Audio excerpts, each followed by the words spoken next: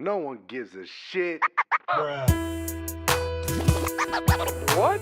No one gives a shit. No one gives a shit. No Gas Podcast. No gas. Podcast. Bro, what are you talking about, man? No one gives a shit. No Come on, one man. gives a shit. Hey, baby. No. In this episode, we got Richie Redding, veteran comic from Pennsylvania, who started in the mean streets of Philly at the Laugh House, same place as Kevin Hart. Now, Philly's infamous for its crazy, notorious fans. I mean, even when they win the Super Bowl, they still eat horse shit to celebrate. So that should tell you how hard it was for this guy to develop his act, especially being a white guy performing in front of mostly urban crowds. And that brings me to black people. But he honed it to perfection enough to gain the attention of the micro mini pimp himself, Mr. Katt Williams, who dragged him along on tour to open for him in front of tens of thousands of fans. He currently resides in New York City, where him and his hot veterinarian girlfriend, Dr. Lisa Littman, host a successful podcast called Pets and Punchlines. And you've seen him on some of your other favorite podcasts, and now you're about to hear him on your least favorite of them all. No Gas, bitch. All right. No One Gives a Shit podcast. We're back with Mr. Richie Redding. Yeah, dude. What's up, man? I'm pumped. Glad to have you here. I love the name. No Thanks, one gives man. a shit. Yeah. That's the level of career I'm in right now. My business so. card, whenever I'm like handing out cards after a show, it says "Who the fuck is Richie Redding" on it. Oh, yeah? Yeah, because like Here it's black, but over here it's showing. Like Is the picture. red dot? Is the red dot on? Yeah, So it's recording. Yeah, that's fine. as long as it's showing up. Yeah, as long as it's showing up there. Go ahead. Sorry. Okay. All right. You good? Yeah. As you can see, no one gives a shit. This is why no one gives a shit. Because we have issues like this still. I mean, he kind of gives a shit. Yeah, no, of course. But dude, congrats on being as racially ambiguous as you could possibly be. I mean, I would lose money on this one for sure. I don't know what's happening there. My cameraman, that's Chico. He's of Chilean descent, but he dresses straight like Bone Thugs and Harmony. In the movies. 90s, man. He doesn't want to let it go. I try to tell him all the time to try to, let's go to H&M. I got something fitted for you that I think you'd like, and it's just not happening. Buddy, So we could have got gone used on to for it. at least 20 minutes before I got to Chilean. No skinny jeans on that motherfucker. Never. No, sir. Keeping it real. Fatigue shorts to the day Low he and dies, I low guess. and least pocket camo. Thank you for your service. Yes. All right. Let's try to do this again. No One Gives a Shit podcast. Richie Redding, straight out of New York, man. What a pleasure it is to have you here, man. You're a very well-respected comic, very funny, and you toured with Katt Williams for a bunch of shows. Yeah, like 160 shows. That's awesome. And Manny Garavito. Well, you should have introduced me first, then Richie Redding. Why? I feel like it was okay the way we did it. Yeah. Okay. No, as soon as if I would have said Manny Garavito first, by the time I said Garrett, people would turn it off. Oh, I think. true that. How many of those Katt Williams shows did you bomb? I mean, if you bombed at all, like I'm sure you took your best of the best. No, stuff, I didn't. but- I didn't catch any L's while I was No? on the road. I mean, you're just throwing speedballs. There was a situation once where a dude tried me. So Heckler? yeah. So the second show that we did, or I'm sorry, the second tour, it was like 35 cities or something like that, and he was putting on a local guy in every show. And we counted, we like went back and figured it out. I think 31 dudes got booed off stage. Yeah, because it would be like the host would do well, so they knew what good was. And then it's like, all right, we got this local dude who's going to come out. And I mean, just so many, boo! And we're talking 5,000 people. Like, and the anatomy of a boo is that one or two dudes boo, and then everybody kind of, they taste it, and then it's like, and they decide if they're with that guy or this guy, And I was doing really well. It was in Raleigh, North Carolina. Nice. And I did, boo, get the fuck off the stage, and immediately, like, I didn't even give it time for like everybody to be like, Right. Yeah. to savor it, and it was like, nope, stop, lights on now. And like I knew the guy that operated the lights, and there's this one guy who's like, who was it? And they all like pointed this dude and just fucking lit this guy up for Nice. like 2 minutes, and that stopped it. But it was definitely like that moment shit gets really real fast. Oh Yeah. man! And what? By the time you were done, he just sat down and was like laughing about it. Thank God the dude was like, he looked like a piece of shit. Like, I can't imagine what it would be if it's just like, you know, it's this baller. He's like sitting next to some fucking babe. Yeah. But no, it was like, luckily it was like, dude, you're in Old Navy hand-me-downs. Fuck you and the fat white bitch that bought your ticket. You fucking piece of shit. You're bald with cornrows, motherfucker. You got bald rows. You're missing some corn, man. Should we play Guess That Race for this guy? I mean, I think I kind of gave it away, but you had me at fat white girl. Right, exactly. That leads me to my next question, dude. You're pretty hood. Where'd you get your G pass from? Yeah, it's a good question, man. I grew up like as white as possible. In Jersey? Yeah, in South Okay. Jersey, on the edge of a polo field. So when I started off doing comedy, I was in Philly and I didn't have a car. There was two clubs, and Yeah. the Burbs Club you needed a car to get to, and the Hood Club you didn't. Wow. And it was a mile away, so I'd walk to that all the time. And the reason that I kill black rooms and that I've always done really well in them is that I don't try to be that dude. You know, like I'm not trying to convince you that we had the same upbringing. Like Okay. it's a fish out of water. Yeah. But I'm really observant and I know about your culture. You know, Okay. that's what it is. Wow. Yeah. Wow. And you started in Philly, dude? Oh yeah, dude. That was rough. I started at the same place that Kevin Hart started, actually, the Laugh House. It's notorious. Yes. Yeah, and so being there, like I wasn't a good writer yet, but like you really learn how to perform. Yeah. Because you have 10 seconds. That's what it is. I call it the 10-second rule. Like if you're a white dude, especially going up in that room, it's like tick tick tick tick tick. Wow. tick. And did That's you it. kind of like figure that out quick? Yeah, the best advice I got doing comedy was the first night when I went up, I was sweating bullets, a little bit coked up, and I had this manuscript that I was trying to like hit every word of basically, and yeah, it was midnight on a show that started at 8 o'clock. It was a disaster, and there was this pro comic there that like saw me just, he knew I like took a hard one. He's like, dude, give it 5 times. If you're not getting laughs by 5 times, go join a band. And I took that really seriously. So I ate shit the second time, and then the third time I got laughs because like I just completely changed everything I was doing. Okay. Wow. There's some people who do that. Like Neil Brennan comes to mind too. That he just kills in black rooms too, like in urban rooms too. People just love him. Yeah. You know, and I think you nailed it right there. With you don't try to relate like you had the same upbringing. I think that's fucking very important little factor in your, even if it's so minuscule, small detail. I in think your urban psyche. rooms they have a really good authenticity radar. Yeah. They know- Manny, I don't Did know. you remember that Manny was here? I just wanted to put in my 2 Do you cents. remember? No, that's actually that's dead on. Like they smell bullshit. Yeah. Yeah, I mean the dude that goes up like, "What's up, y'all? Right. I'm Chilean, but I dress like this." You know what I mean? Like, I'm about to say the N word in 2 seconds. Y'all ready? Yeah. Do you announce it or? wait for it, y'all.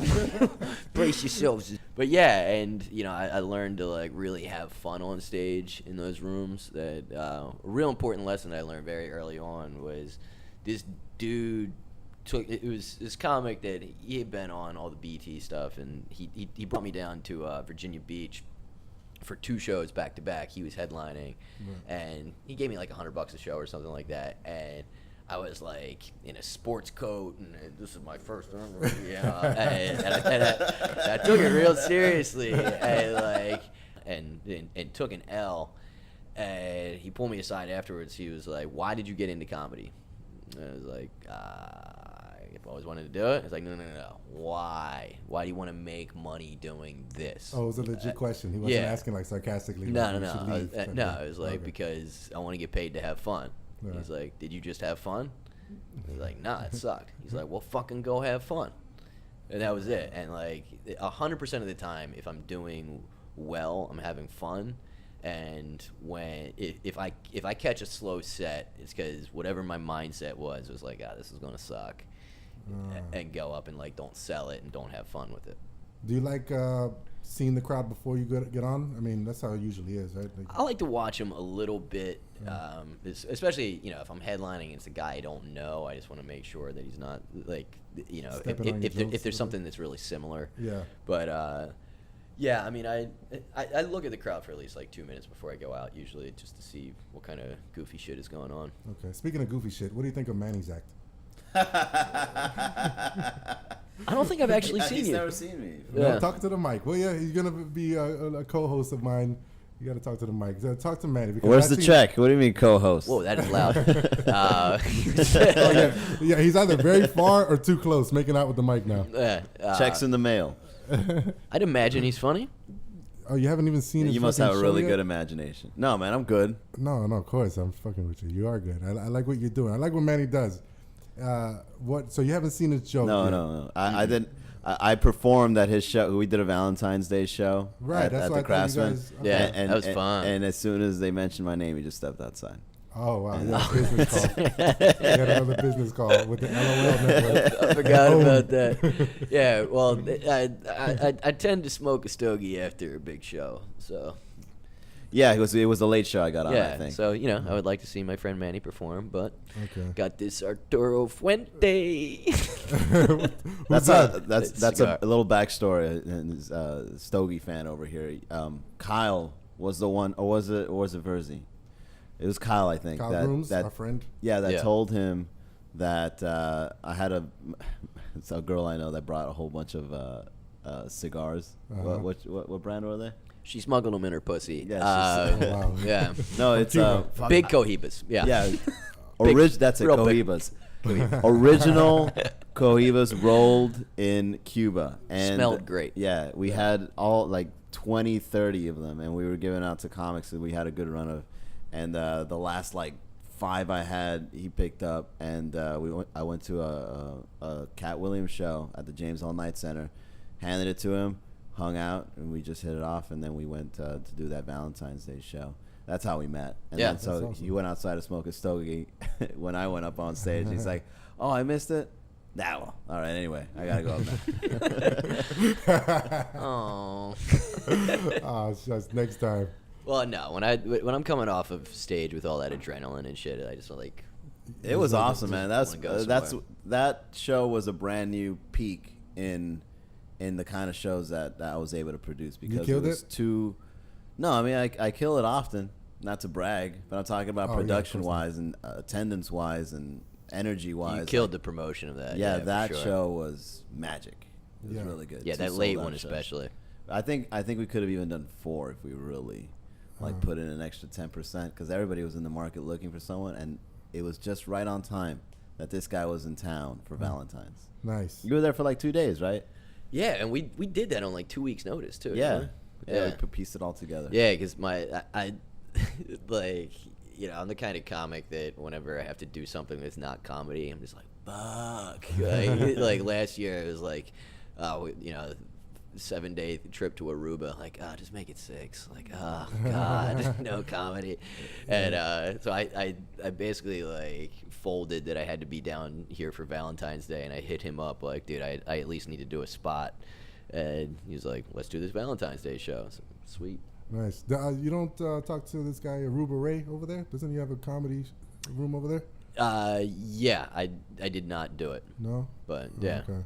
But you know of good him. pool though. Yeah, Yeah, I hear his name often with the seller crowd and all that. and yeah, man, just grinding hard, and I've got my funny way up, and I'm pumped about this thing that I'm doing tonight, this album.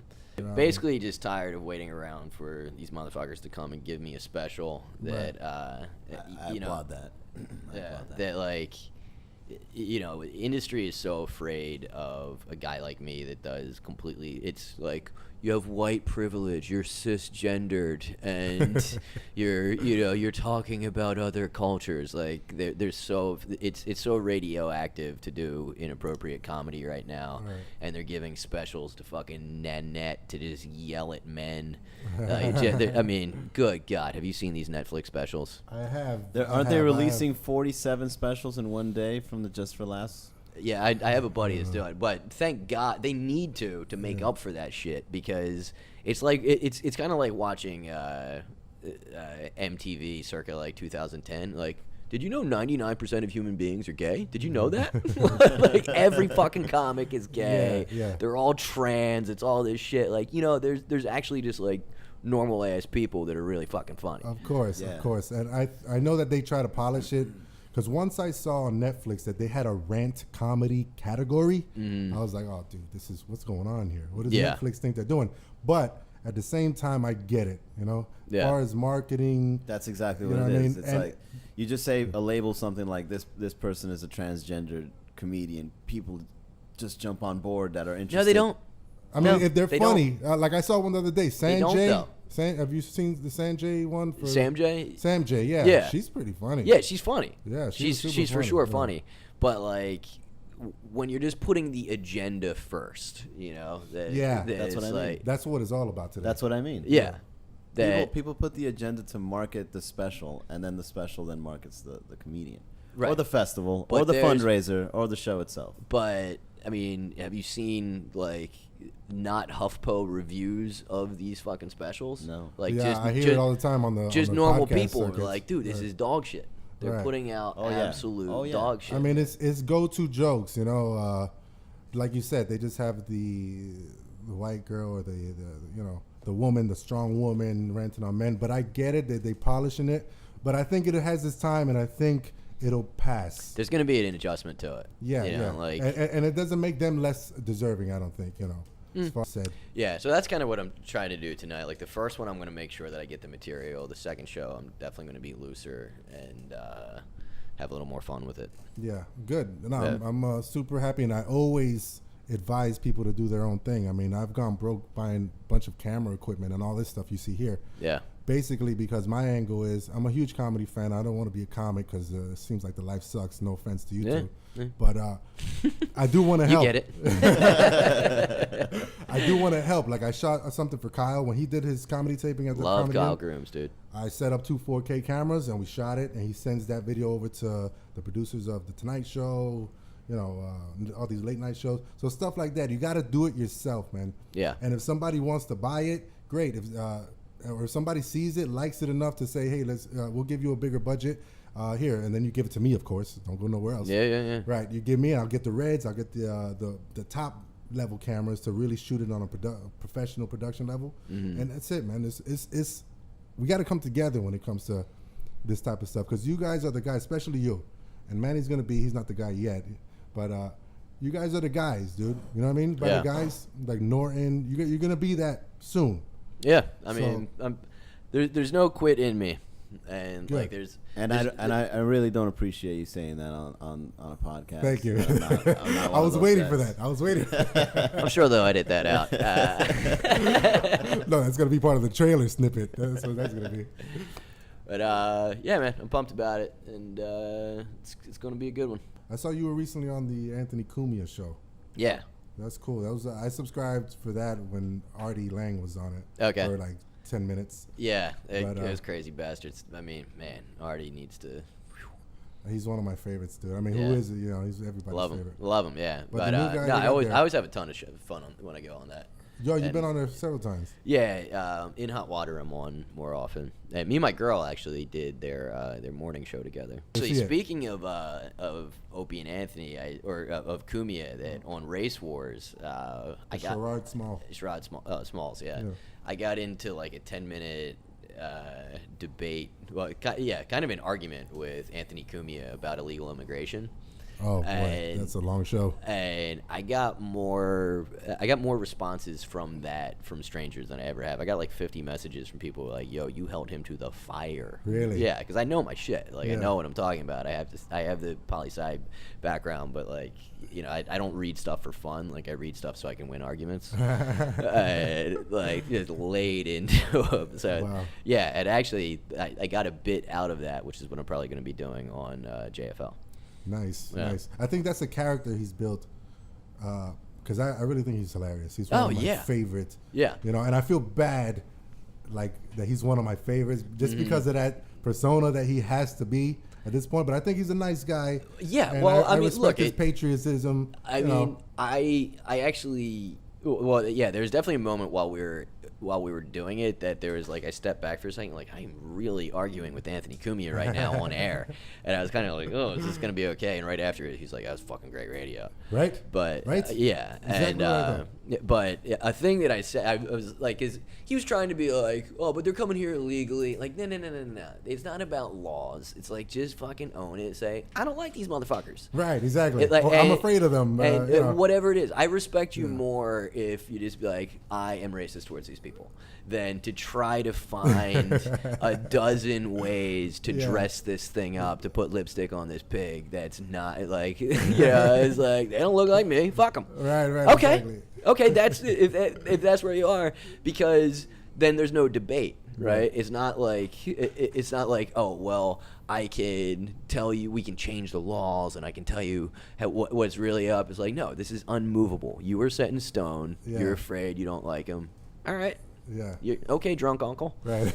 Yeah. He's like Italian too. He's not even full white. Like he's Italian. His dad raised him that way, and I think he knows what it takes to make good radio. And Yeah. I think I would love to hear that. That was on Yeah, one it of was a fun one. on Race Wars then. Yeah. Dude, I gotta check that one out. Then. What other podcasts besides your own, or who's the best? Like, do you guys have guests on your podcast? The pet ones, or or they just call in? I don't know. I hate doing call-ins.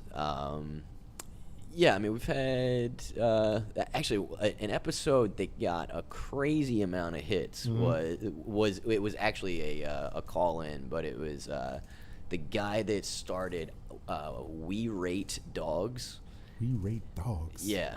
And very important that it's a T and not a P there, because it sounds a lot like We Rape Dogs. It's way less subscribers. Yeah, for sure. Yeah, he has a few million followers, but it's this 20-year-old kid that it started off, he was just going around taking pictures of people's dogs, posting pictures of it on Twitter, and it would be like 10 out of 10, like, with some funny caption. Right. He now gets over 20,000 pictures a day from people that want their dog to be rated. Wow. And he has 2 like full-time employees whose job it is just to go through these pictures, and he's making well into 6 figures. He wouldn't tell me how much. It was well That's into crazy. 6 figures. This sounds like a millennial issue in a couple years. That who are you to rate my dog? Right. You know what I mean? It's like, oh man. It's the privilege. Right, yeah. Check your dog privilege. Mine Yeah. is a rescue. It doesn't have the control what it breeds with. Right. Well, and that is a thing. The intersection of millennial butthurtedness with the reality of a stand-up comedy show Yeah. it's fucking beautiful to see, because it's people with their shitty, like, your shitty little comments, and my opinion matters more than everybody's, and I need you to hear me. I respect your opinion, but I just need you to hear me. Right. Like when I'm a better person than you. That's good. dude, it just happened that Where? at the Grizzly Pear, which is a New spot York? that I work out a lot in New York, and it was this chick was with a gay dude, and she was like totally on board. I didn't know that she had been shitty to everybody else. She was on board because I said something to that kid that got them like on Team Richie, and then I mentioned like this joke that mentions AIDS, and she shut down, right? And like I just kept going, and then I pointed it, like it was so obvious. It was like, yeah, really lost you on that AIDS thing, huh? And she's like, well, you know what? It doesn't matter, because Kavanaugh is going to be elected to the Supreme Court soon, and you guys are all just fucked. So you can all just fuck you, cause Kavanaugh. And it was this thing that it was just like, are you serious? Like, it was just the most tone deaf thing I've ever seen. A left-wing mascot and shit over there. Right wing. Oh, right-wing mascot, Yeah, okay. and like it just let it go for a second until finally like there was a spot where I could just be like, shouldn't you be calling the police on some black people trying to have a barbecue right now? Or crossing the street on the yellow light. Yeah, it was just a kaboom. She was probably a vegan too. Right, but it's that shit. Is this fucking guy a vegan? Yeah, I think so. Why you gotta? Who are you motioning to? You aren't you a I'm vegan? not a vegan. Oh, okay.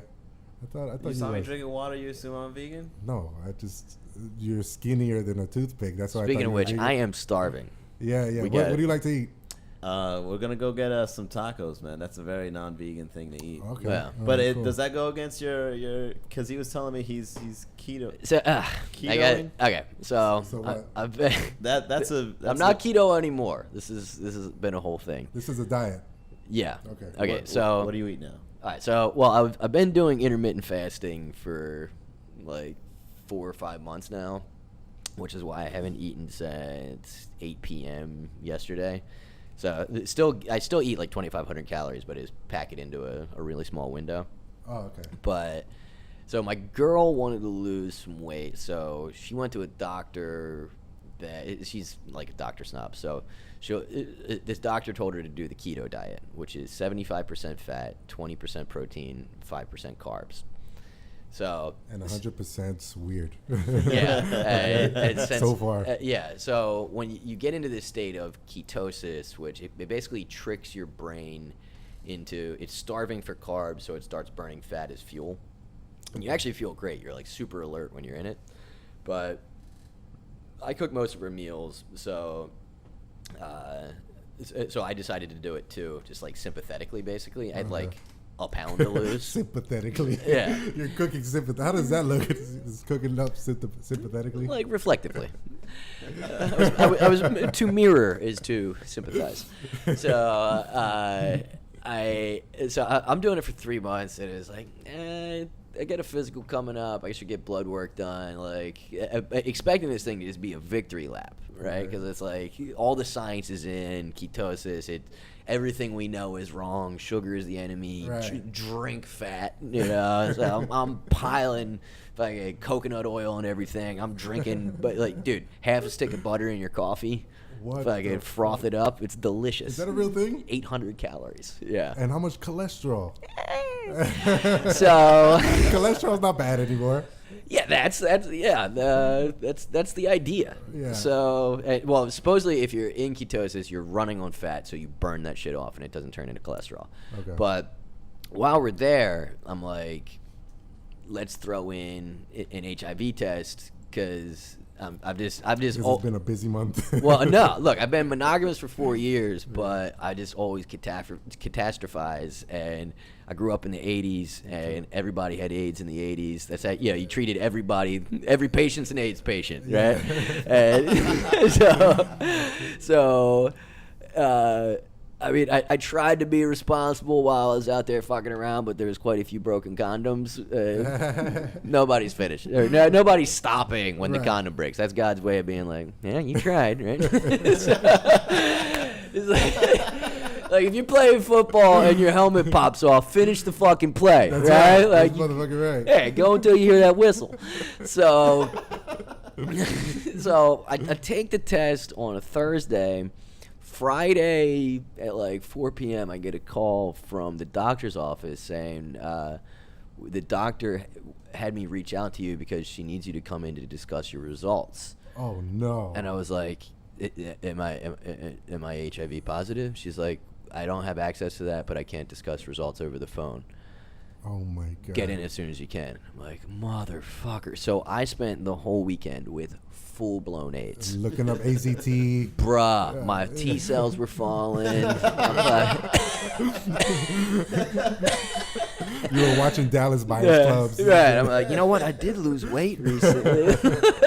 And my girl she's like, you okay? Like, yeah, I'm fine. Right? You didn't tell her. I can't tell this bitch about it because, look, I can't tell her I'm afraid that I've got full-blown AIDS because, first of all, she's a doctor. She's not going to buy some bullshit of like, oh, I got it from a toilet seat. Like, no. She's like, she knows there's some penetration involved. Like, oh, you don't remember when I got that blood transfusion in Liberia last year? No.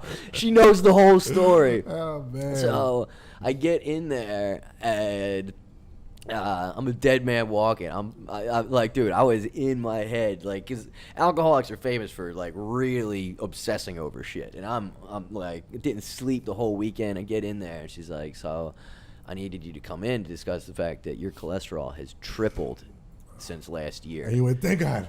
Yo, I literally was like, oh, that's what I'm fucking talking about. She's like, no, your threat for having a heart attack is 6 times greater than it was last year. And I was just like, blah, blah, blah, blah, blah, blah. I don't have AIDS. I don't have AIDS. You want some coffee? I'm about to make a fresh pot. So throw a stick of butter in there. Yeah, so right. So I've stopped keto immediately, and I'm back to raw dogging, baby. We'll have some butt sex. Yeah. But have fun if you guys are doing keto out there. It's a great diet. It sounds horrible, but. How was the conversation with your girl after that? Did you tell her, hey, I thought I had AIDS? And she just found out. Oh, wow. Oh, man. Well, no. So, but that's the whole thing is that, like, if I have a heart attack, I can blame it on her for getting me on this goofy-ass diet. Right. But if I come up with the high five. That's your fault. Right. Mid-monogamy, I'm homeless, motherfucker. Like, there's no sleeping on the couch. It's That's like, right. Get your shit. Get the fuck out. She'd send a picture of you to that dog raider guy. Like, rate this fucking dog. Yes, piece of scumbag. shit. Man, what a story, dude. Keto. So what diet are you on now? I mean, I've been a gluten-free homo for like 7 years, but Gluten-free? yeah, low carb, moderate fat, moderate protein. I never understood the gluten thing. What is that? It's dumb. Yeah, don't stop eating gluten unless you have an allergy. Is that what it is? all Yeah, it makes me stupid tired. It makes me tired and actually kind of dumb, like I'm really foggy. When you eat gluten? Yeah. Oh, when you eat gluten. Yeah. But like everything has gluten, unless it says gluten-free, right? They're like, yeah, gluten-free means that it's certified gluten-free, but like if you eat rice, it's gluten-free. If you eat, ice cream, like unless it's got shit in it, it should be gluten-free. Like there's stuff that should be. Yeah. I just found out alcohol has gluten. Some of it does, except for Tito's. Right, because I just bought a gluten-free vodka, Stolie's. Mm-hmm. Trying to fuck some white girls. Right. You know. I love fucking white girls, dude. Yes, That's right. You're never gonna pull a black girl. Is this gluten free though? Yeah, they don't give a fuck. Oh yeah, I got a girlfriend named Stolichnaya. Stolichnaya. You know Stolichnaya? Okay. But dude, I got to rap, man. I'm fucking starving. Yeah. Dude, thank you very much for coming, Richie Redding. At Richie Redding. At Richie Redding on Instagram. You're on Facebook all the stuff. Yeah. And on .com, right? Yeah. Cool. Thank you so much for coming. You're going to be at the Miami In Comedy today, taping your special, whatever. Yes, 3 months before this comes out. Yes. Right, 3 But yeah, I'll be back in town and come see me do stand-up. I'm real good at it. Yeah, please. I definitely will. I might. How long are you in town for? One night, baby. Just tonight? Can you come out at 10 o'clock show? Still has some tickets. The first one sold out. Okay, cool. We'll get you comped. Thanks, man. Thanks. I appreciate that. Your broke ass. Yeah. Manny Garavito, thank you so much for Thank you. coming through, and we're out. Chico, the N-word, drop it. Drop that. No one gives a shit.